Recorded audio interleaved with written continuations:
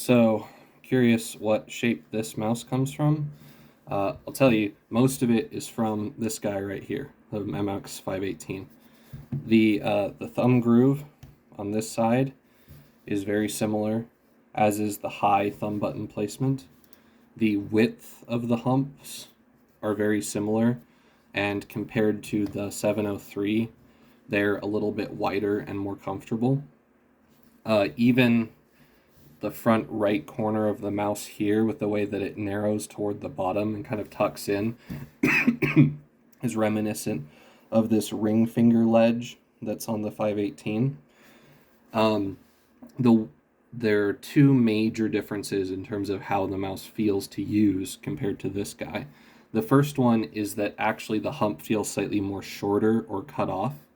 And it's not because the mouse is that much shorter, but rather that this very back part of the hump doesn't. On the 518, it kind of tapers to more of a narrower point toward the back, and it makes contact a little bit further into the base of your palm. Whereas on this mouse, it's broader and flatter across the very back and a little bit shorter. So they took some of that taper and kind of cut it off. As a result, also, this angle here becomes a little bit steeper toward the back, and in terms of the length of the hump and how far the mouse protrudes into your hand, it feels more reminiscent of the hump of the G703, but again, wider up in this area, so it's more comfortable to me. The other thing is that with this front right corner, whereas on the MX518 you have this kind of divisive piece of sculpture that they call the ring finger ledge, where you're able to rest your ring finger on or wrap it around the side of while gaming, and then still use the right click, because it doesn't, the right click doesn't include that part of the mouse. On the Makalu, the button goes all the way to the edge here. And so you can't really do the same thing of resting your ring finger on this corner unless you want to use two fingers to click your right mouse button and put extra weight on the switch when you're relaxing your hand. So it feels more awkward to play like that to me. If you want to avoid doing that, you have to try and wrap your ring finger down around the side of the mouse.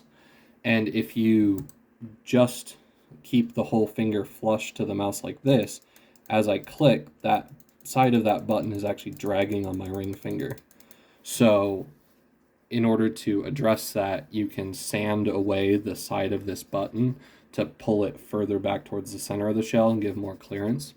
But I wish that they would have just treated it more like the 703, where you can see that the side of the mouse actually comes up all the way to the side, and the side of the button isn't exposed at all.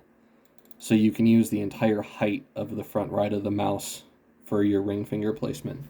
And this is a perfectly acceptable alternative to having a dedicated ring finger ledge like the 518. But to me, the Makalu's approach is inferior to both of those.